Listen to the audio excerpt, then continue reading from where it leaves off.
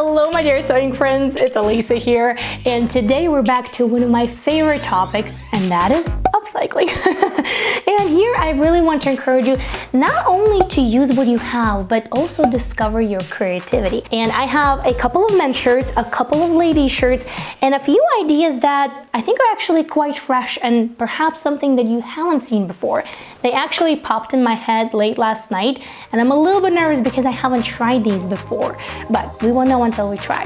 So let's get started. As my first upcycle, I want to tackle this shirt. I bought it many years ago, and I used to wear it quite actively, but not lately. And that's how we know this is a great candidate for an upcycle, right? So bust down fit is great, and upper bust and shoulders for my taste currently are a tad bit too tight. Also, there's some discoloration of fabric underneath the armpits, and I just think it could use a touch of personality, and I think those three things are going to be my departure point for this upcycle.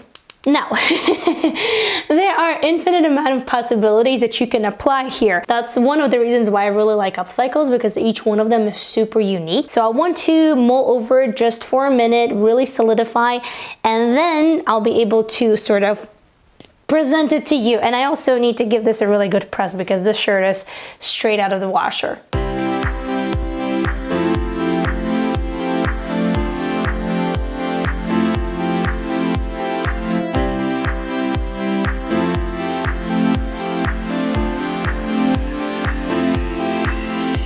Okay, you ready? So the idea is pretty straightforward. I'm sure that some of you have already gathered what's the plan. I have marked here a Raglan sleeve line in this blue pen, and by the way, I'm using a heat erasable pen, so that way once the heat is applied, it all disappears, but I always test on a small piece of fabric first just to make sure. By now you probably know that remaking clothes so that way they look intentional is really important for me. So here I'm copying the lines from left to right so that they match, and I'm doing the same on the back as well.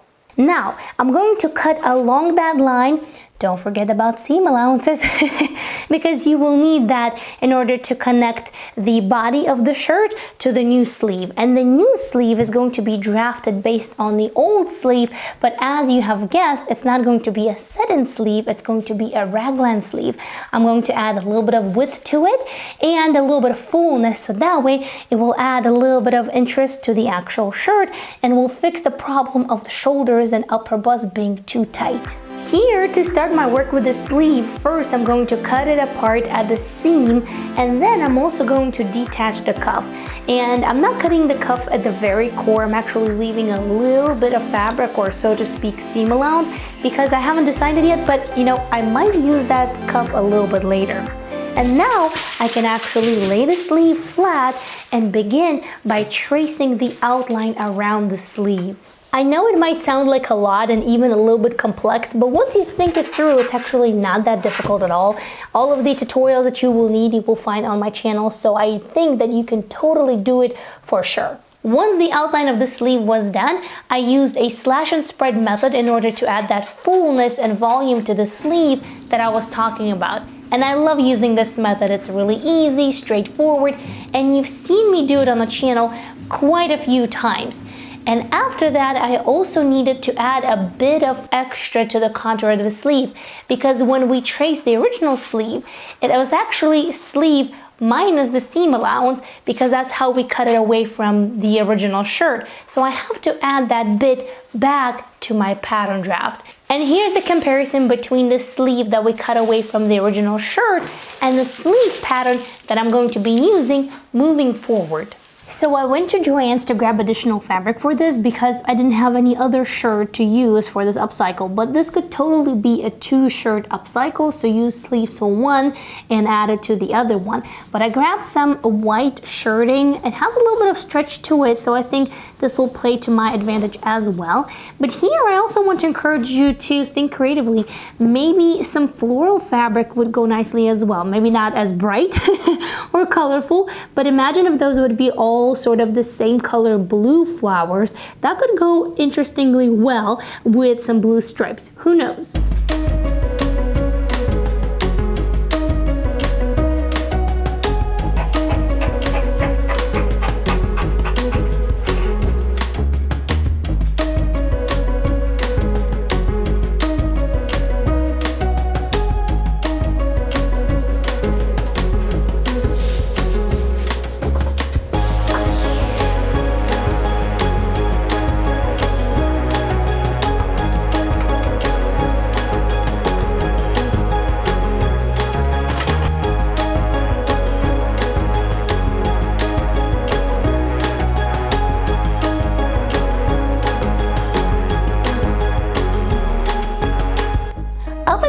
I think things are pretty straightforward. So once my sleeve has been sewn together and the raw edge is finished, I went ahead and I started pinning the sleeve into the actual shirt, lining everything that needs to be lined up, the side seam and all the good stuff.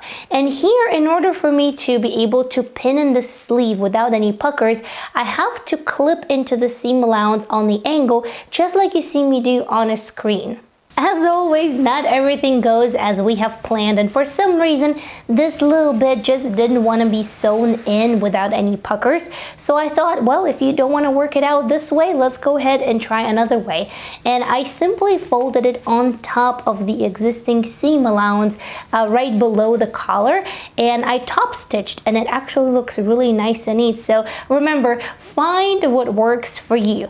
And then from the reverse side, all of the seams were finished, and that little bit that didn't want to lay flat, I decided to go ahead and encase it in a little strip of bias tape that I did sew in by hand, just because it was such a little fiddly piece to work with that I thought, you know what, by hand is going to be faster, easier, and a lot more accurate. So I used the piece of the old sleeve in order to create this slit, and then I gathered the sleeve and I reattached the cuff. And that's it, my upcycle of a shirt that had discoloration underneath the armpit, tightness in the upper bust and shoulders is done. I actually really love it. I know that these two fabrics obviously don't necessarily match, but I have grown to love white with the stripe, and I think it looks kind of really cool. It's a little bit different, but I love it.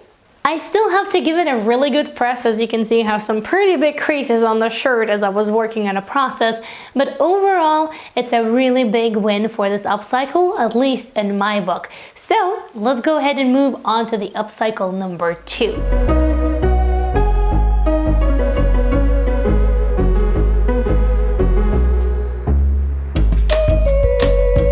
I'm going to be using this shirt that I got at Walmart about 7 years ago or so, and I used to wear it quite often, but I got a couple of stains on it that I can't get rid of. One of them is on the bust pocket, like really visible, and for some reason the sleeves shrunk, or maybe my arms got longer, I'm not sure, but yeah, it's just kind of that awkward length. But I'm thinking if I combine this shirt together with these cute little overalls, then we can give both of them a second life. The idea here is actually pretty straightforward. These overalls were a gift from my mom to my daughter when she was 2 years old. Now she's 4. So the top actually still fits, but the bottom? Yeah, no way. So I'm going to start by separating them, and we're going to use the top to create a beautiful summer dress. For that, I'm going to take my shirt and I'm going to start by removing the sleeves. So now that I have all of that taken care of, I have to figure out how can I arrange the pattern pieces of this very simple project. Seems to be simple, right? So that way I can bring my idea to life.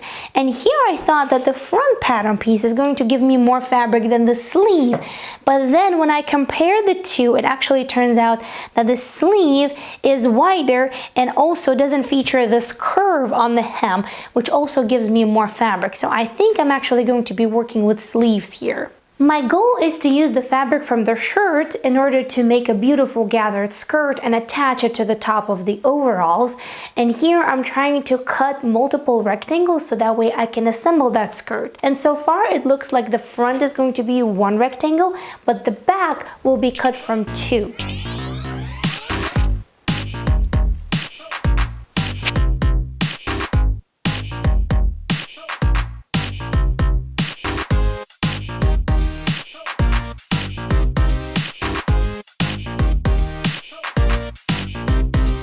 Now, if you have noticed here, and this is actually an extra and very useful tip for you guys, I'm working here with a 1/4 inch presser foot. Now, by now, you probably know that I'm a huge advocate for 1/4 inch and 3/8 inch seam allowances as opposed to 5/8 inch seam allowances that you usually see in the commercial patterns. And that is especially true when we're upcycling and when we're working with fabric scraps, because here you're working with such limited amount of fabric, you really want to squeeze out everything. Every half an inch, every quarter of an inch can really make a difference sometimes.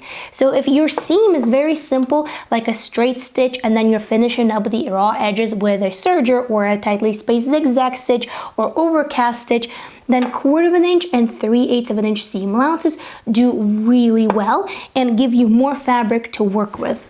After I sewed the skirt together and then I gathered it up and attached it to the top of the overalls that I cut off a little bit earlier, I decided to give it a trial run.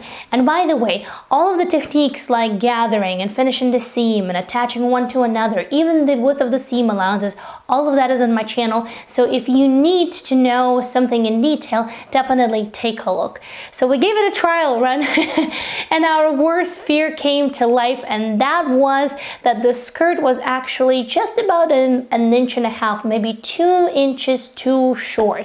So here I just grabbed whatever was left, which wasn't much at all. I tried to cut long strips of fabric so that way I could assemble them into a cute little ruffle and therefore extend the length of the skirt. Now the ruffle itself had to be pieced from like 4 or maybe even 5 different pieces, and I did finish the edge of the ruffle with a rolled hem on my serger because I was really short on fabric, so I couldn't even afford a quarter of an inch or maybe 3/8 of an inch of a hem allowance. So that's how it came to life. And take a look. Doesn't it look super fun and lovely?